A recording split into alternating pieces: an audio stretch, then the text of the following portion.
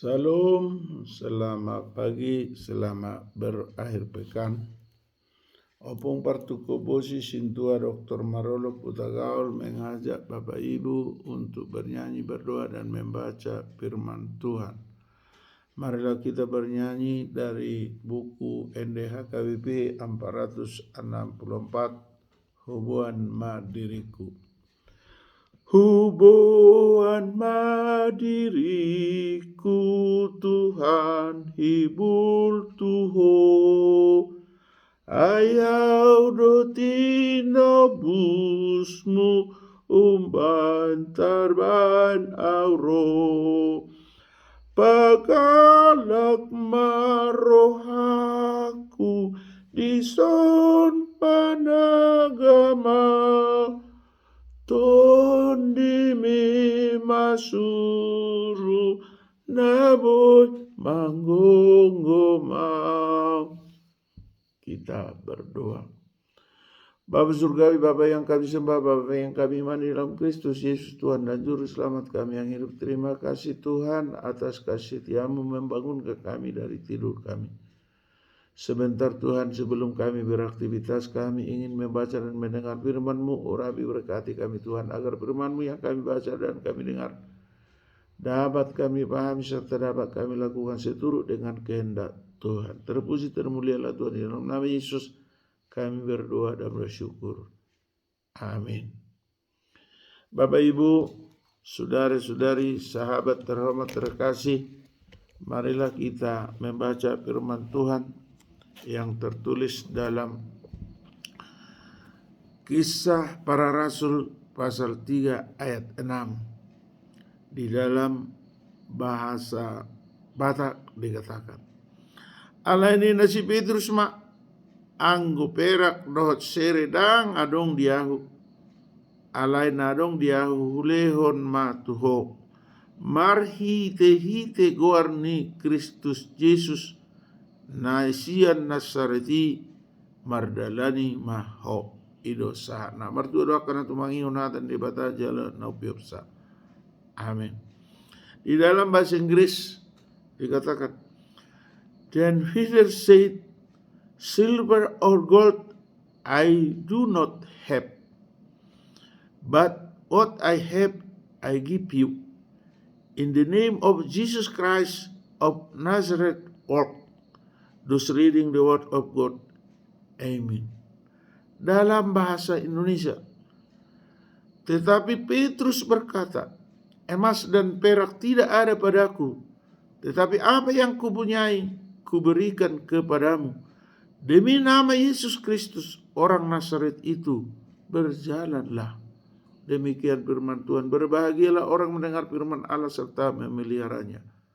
Amin.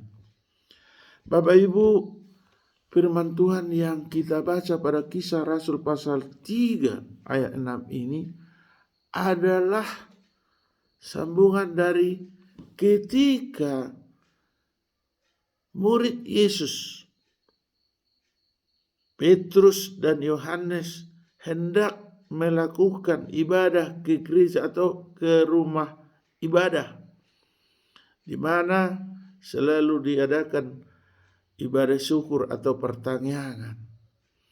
Pada saat itu ada orang lumpuh menanti kasihan, menanti belas kasihan dari orang-orang yang datang beribadah ke gereja atau ke rumah ibadah itu.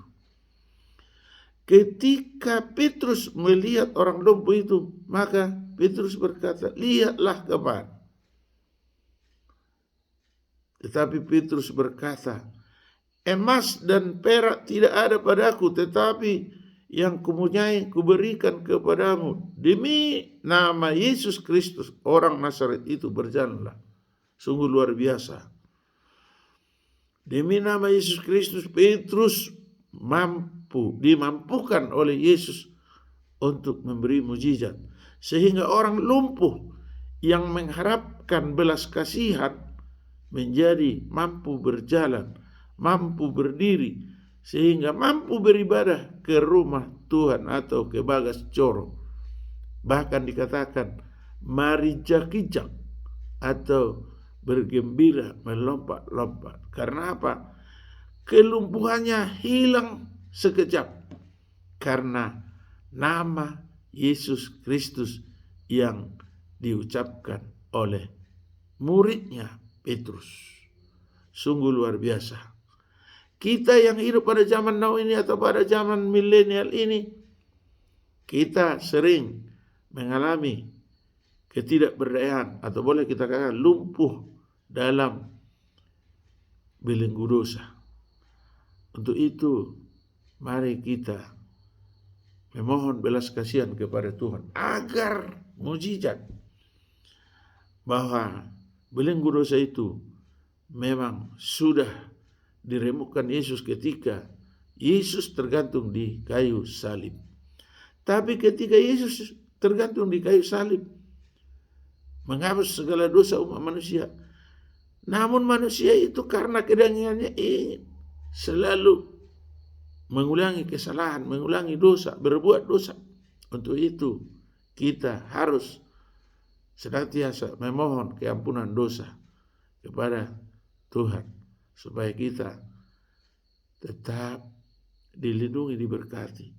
Oleh karena kita itu, kita harus senantiasa memiliki iman, memiliki kepercayaan bahwa Yesus akan mengadakan mujizat, mengalahkan belenggu dosa itu, sehingga kita menjadi bertobat, sehingga kita memperoleh kesembuhan dari segala perbuatan yang tidak baik di hadapan Tuhan. Bagaimana caranya?